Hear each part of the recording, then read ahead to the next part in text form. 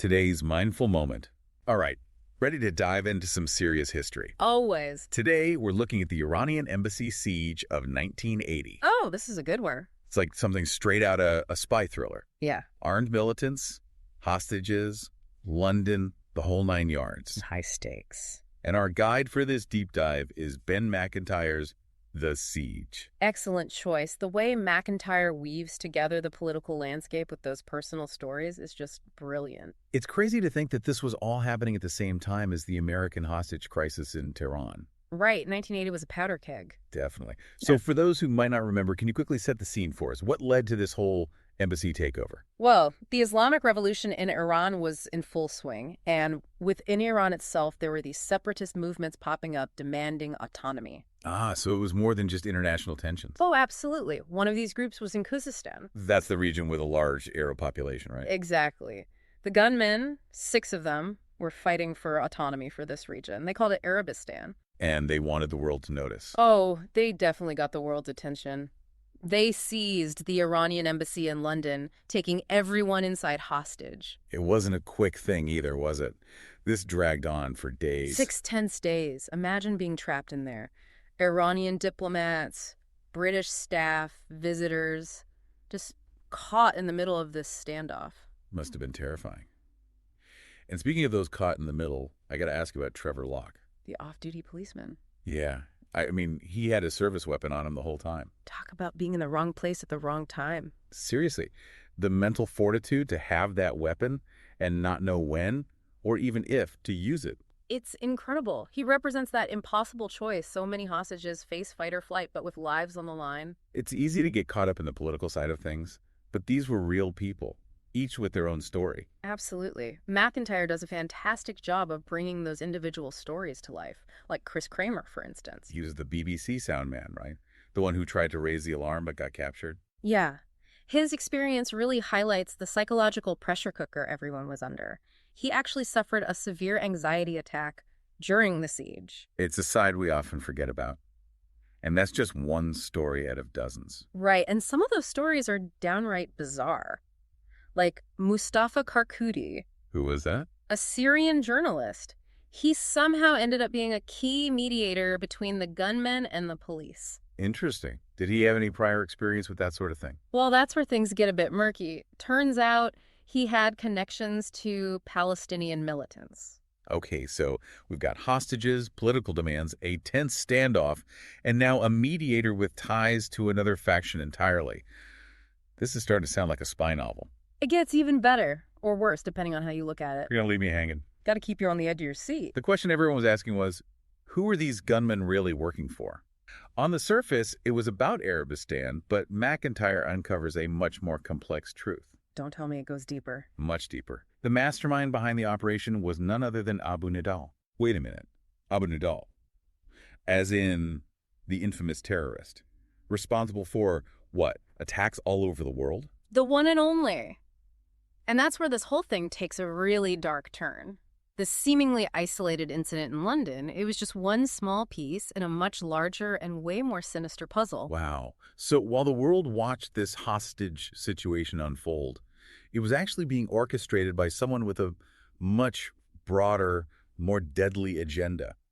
Okay, you definitely got my attention. This is just the beginning. Wait, we're just scratching the surface. Buckle up. Yeah. Yeah, that revelation about Abu Nidal really throws a wrench in things. No kidding? Suddenly the stakes are way higher. Oh, yeah. Now it's not just some local group. It's international terrorism. Exactly. And Prime Minister Thatcher, she had a very clear stance on this kind of thing. No negotiating with terrorists. Right. But with so many lives on the line, the police were in a real bind. So what did they do? They had to walk a tightrope, you know, gather intel, figure out what was happening inside, all while trying to keep things from boiling over. And the whole world was watching.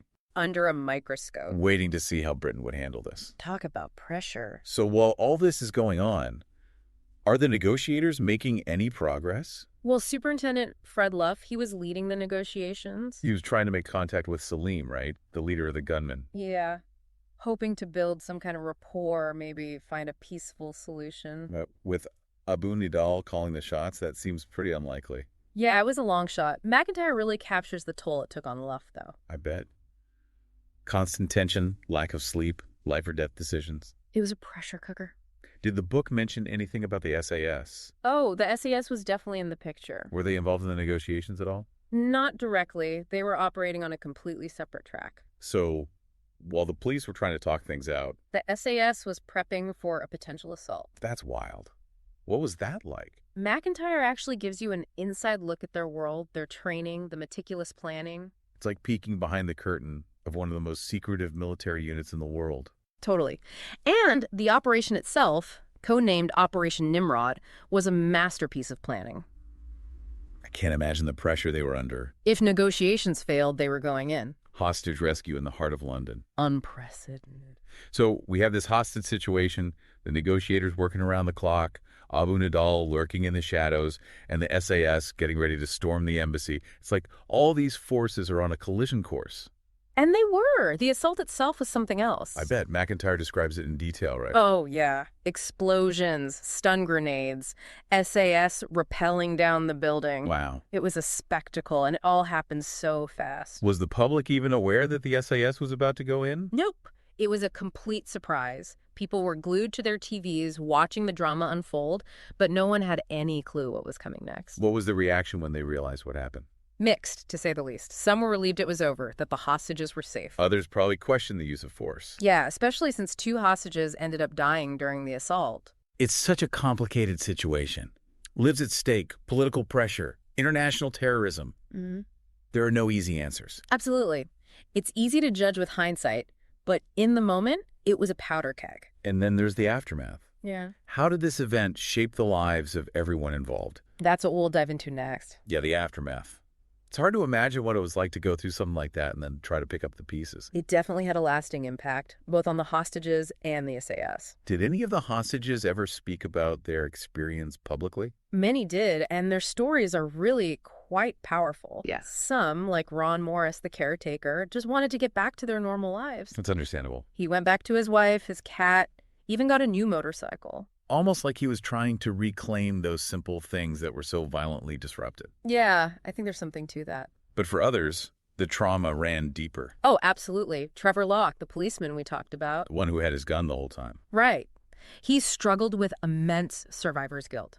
He was hailed as a hero, but knowing he couldn't save everyone, Yeah. it really weighed on him. That must have been incredibly difficult to carry. It's a reminder that the effects of these events, they don't just disappear when it's all over.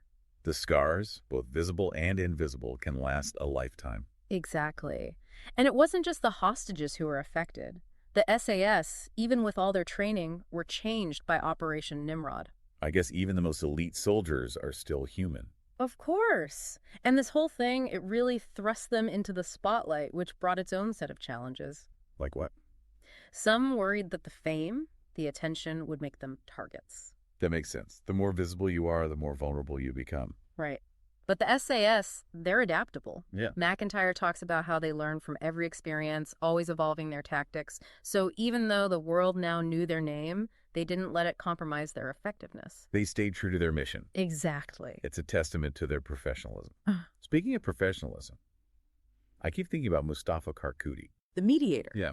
Whatever happened to him after the siege, those connections to Palestinian militants. Well, he was actually cleared of any wrongdoing, but his case, it really highlights the complexity of these situations. How so? You can't always easily tell who's on what side. There are so many layers, so many motivations at play. It's a good reminder to avoid jumping to conclusions. Absolutely. McIntyre's book, it doesn't give you easy answers. It makes you think. It makes you question your assumptions. And that brings me to what I found to be the most thought-provoking part of the whole book.